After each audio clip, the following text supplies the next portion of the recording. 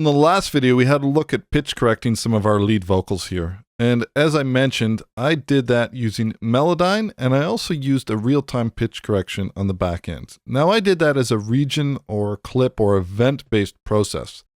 But if you're running in your own DAW and it doesn't support anything like ARA, it would have been very easy for you to transfer things over to Melodyne. And then after your Melodyne, you could put an instantiation of Wave's real-time tune or perhaps Antares auto tune on right after so that you're getting that pitch correction in. Okay, so let's have a quick look at what's happening right now. So we've gone ahead and we've done the verse. I've pitch corrected both verse 1 and verse 2, and we've also pitch corrected the middle 8. So essentially, in terms of editing, in my mind, I'm done with that now. So let's go back and let's remove the underscore from this track over here. And I also want to remove the underscore from this track over here. So this is just letting me know that I'm done all the work that I need to do. And I could really start mixing these if I wanted to. Now, one thing I'm going to do over here really quickly is I want to just tighten up this edit over here. So what I'm going to do is I'm just going to trim this back. Got my grid snapping on, so it's snapping to nice increments over here. And then I'm just going to go ahead and I'm going to create a quick fade in, and I'm going to create a quick fade out.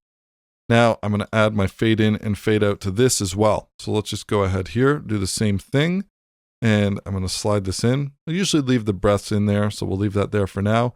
And then this, I want this to border right up against this chorus here. I'm going to add a fade out. And I can adjust, the slope of my fade if we have any noise that's there. That's something that you can do.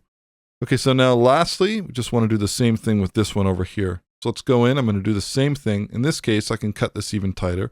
So what we'll do is we'll just grab the edge here, and I'm going to bring this right back to here. I'm going to add my fade in, and then we'll go out to the end. Like I said, I don't mind having that long fade out. So I'll just go ahead, add my fade to here, and we'll just add a slope there in case there's any noise. And we'll have a quick listen to that. I'm so sick of waiting, no more conversating. Perfect. Okay. So now what I want to do is, now that I've got some of the main elements of my track happening here, which is my verse 1, verse 2, still haven't done the chorus, but I'm going to do that and catch up with you guys in another video, but it's the exact same principles that are going to apply to this that apply to these over here. Is I want to start building, the basics of my mix, or at least want to have some, vocal effects in there. Because what happens is after I hit my next stages of editing and comping together all my background vocals, and pitch correcting my background vocals, I'm literally very close to what I would consider to be the mixing stage. So just so I can kind of start to hear things in more of a finished end product, I'm going to go ahead and I'm going to start importing my effects returns. Now, if you're doing this from scratch, you'd obviously be creating these from scratch. But because I had another session, I've gone ahead and I've gone into that other session. And I essentially opened up my effects plugins, and I've gone ahead and I saved them as a channel preset. And I created this folder over here that has all the vocal effects that I'm going to be creating. So for me, this is going to be a pretty easy process because I'm literally just going to create some effects or bus returns on my console or my mixer.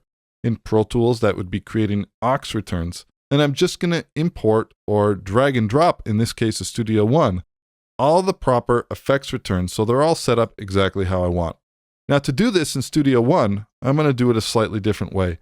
So I'm going to open up my mixer over here, and I'm just going to expand this view. Now I'm going to open up my browser, and then you can see my effects chains here. I have all of my effects chains already set up. Now I've already imported my reverb. So essentially what I want to do is I want to import all my other elements over here. So the only thing that we don't have to worry about in this case is we don't have to worry about the plate verb, which is the R2, because I've already got this set up. Okay, so let's go ahead and do that right now. And this is really easy to do in Studio One. I'm just going to go ahead and start dragging and dropping these into Ascend. So now you can see that the minute I do that, it automatically created Ascend. And if I scroll back to the beginning of my session over here, you'll see that it created an effects track. Now I just want to slide this over so that its positioning is right back with the other one where I want it. So I'm going to slide this all the way back to here. And I'm just going to slide this one over just so that it's to the right. We'll go back to our regular view over here. And the way this works is similar to Pro Tools in that wherever you have your track selected, it will put the bus beside that as long as you have these settings that aren't forcing the bus to be on the right. So the next thing I want to do is I'm going to grab my 140 plate over here. I'm going to do the same thing. I'm just going to drag it into an empty send slot over here. Go like this. And you'll notice, boom, it put it here. Okay. Now the next one I want to do is I'm going to do my delay throw, which is a half note. We'll drag that in here. It's brought in my effects channels over here. And then I'm going to add a delay throw, which is a quarter note. We'll add that in. Then I've got an instance of Echo Boy. We'll add that in. And like I said, I don't have to worry about my plate verb because I've already brought that in as R2 over here.